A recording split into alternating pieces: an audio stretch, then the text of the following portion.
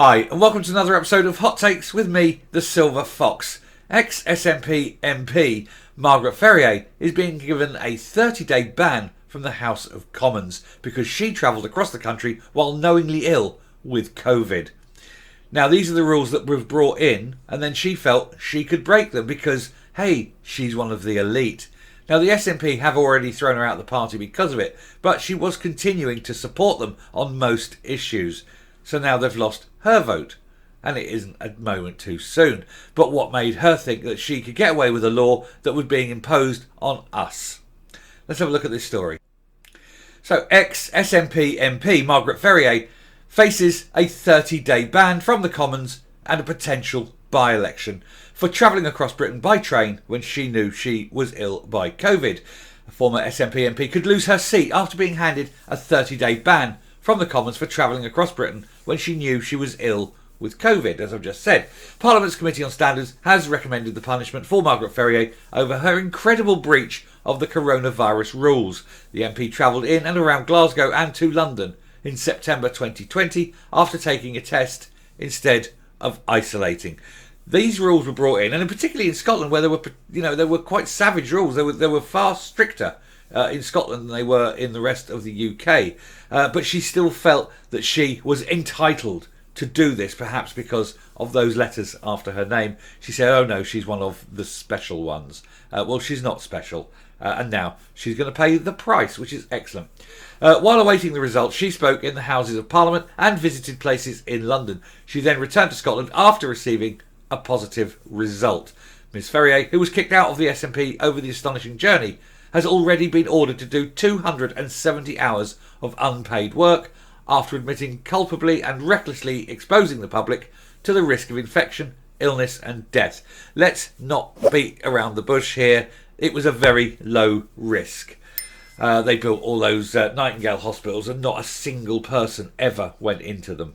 But in the Commons today, she was handed down what is an unusually long suspension, saying if Miss Ferrier had been a public sector employee in a position of trust or leadership, she could have faced severe disciplinary consequences, potentially including dismissal for these or similar actions. She should be thrown out anyway.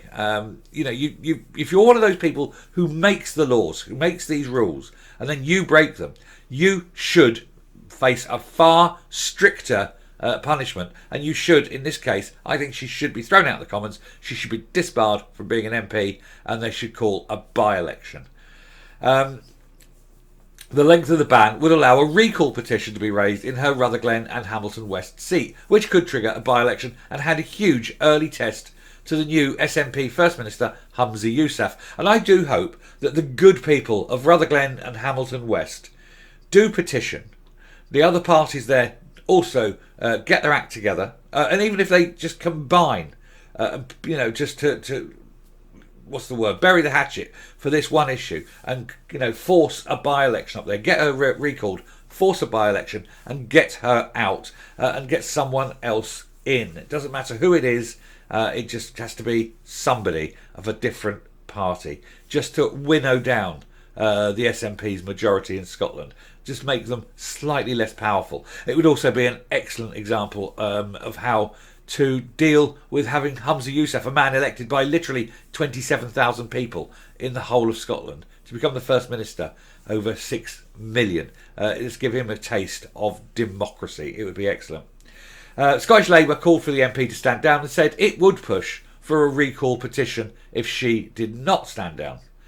So good for Scottish Labour. I do hope they will. Shadow Scottish Secretary Ian Murray said Margaret Ferrier's reckless actions put people at risk and rode roughshod over the rules everyone else has followed. That's what I say. She's one of those who were making the rules. She had to vote in Parliament to pass this law, and she did. And then she broke the rules. She has to pay the price. It is right that Parliament has thrown the book at her for this unacceptable behaviour, he said. There are still serious questions for the SNP to answer on what they knew and what they did at the time. Ferrier should do the right thing now and stand down as an MP. Even Nicola Sturgeon called for her to resign. Now Humza Yousaf must do the same. If Margaret Ferrier doesn't resign, the people of Rutherglen and Hamilton West can exercise their right to boot her from office, and I do hope they do. Her constituents, he says, deserve better, and that means a by-election. Well, he is right in this case. I hate to say, I don't like it when politicians are right. It's very rare. But I do agree with him on this particular case. She needs to stand down, and if she doesn't, then there must be a recall and another by-election, and the people of Rutherglen and West Hamilton can kick her out and show her the contempt that she showed other people by breaking rules.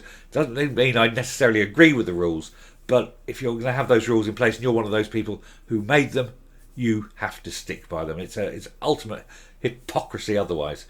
Parliamentary Commissioner for Standards Daniel Greenberg said Ms Ferrier had breached the code of conduct for MPs by placing her own personal interest of not wishing to self-isolate immediately or in London over the public interest of avoiding possible risk of harm to health or life.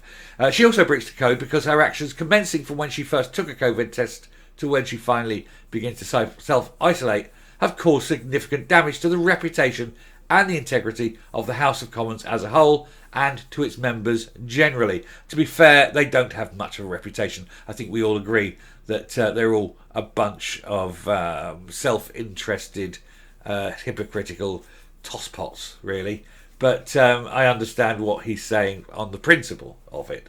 The 62-year-old told the Commissioner her decision to travel home after she got a positive test result was made whilst in a state of shock and anxiety, even panic, which is a load of bullshit because she knew when she was taking the test at the beginning there was a chance that she would be positive, and yet she still travelled knowing that there was a possibility of being positive. So it's hardly panic.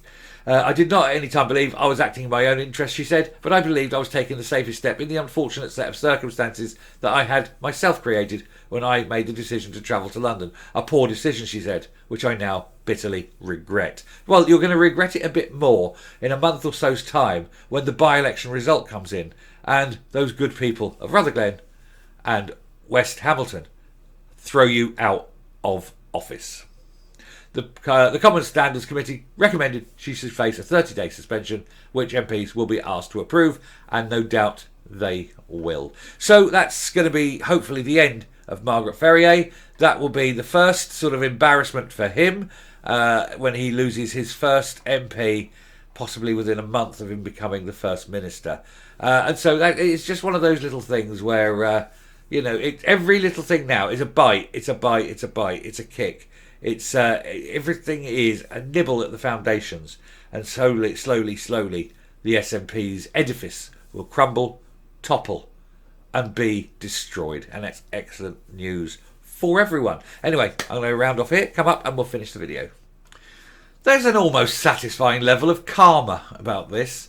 Someone who makes the rules and then breaks them needs to suffer a worse penalty than normal people. And for her to be thrown out of office will be a terrible penalty for her, because no longer will she be supping at the public teat. She will have to go and get a real job. She's done in politics. Nobody will want to have anything to do with her in politics. So she won't even be able to stand as, say, a councillor. Nobody will be able to, count on her. Nobody will trust her anymore. So, as I say, her days in politics is done. Now, I don't know what particular qualifications or life skills she has. Very few, I suspect, because most of these politicians are sort of lifelong professional politicians. They don't have too many skills that they can go to a potential employer and say, this is what I can do. So what is she going to do once she returns to her home, her little heel and hem? Well, I suspect not a lot. She'll lick her wounds in a, I'm sure, very nice house that's been paid for from the public purse. But, then she's got to go and get a day job. And like I said, I don't know what she will do. But whatever it is, she'll probably sit there and rail about the various rules. And this is a bit silly, isn't it? And look at the bad transport links. Oh, and look how much tax I'm paying, etc. The reality for, everyone who's not one of the elite. But she will have been protected from all that by dint of being an MP. So it will be nice to see her go and attempt to get a job and apply. She'll be on Indeed. Oh, I can do this, I can do this. She'll be applying. She'll go to the interviews and say, and what did you do for the last X number of years? Oh, I was an MP. Oh, right, yeah. Then I got thrown out of Parliament for breaking my own rules. Oh, okay then. Tick. Next. And off she goes. And she won't. Who's going to employ her? Who is going to employ a woman caught out so spectacularly at such a thing? Someone who's actually endangered people. I think she's going to have a very hard time. And I'm very pleased about that. I shouldn't be. I'm not a vindictive person generally. But when it's someone like this, when it's a rule maker who breaks the rules, I enjoy it. Anyway, thank you very much for listening. If you like what you're seeing here on the channel, please do hit that subscribe button right away. It really does help. We're getting very close to a very nice target, and I do hope to make it before the weekend. Leave a like, leave a comment, please share the video, and until next time, stay safe, stay well, never trust anything that comes out of a politician's gob, because they're all lying sods, and goodbye.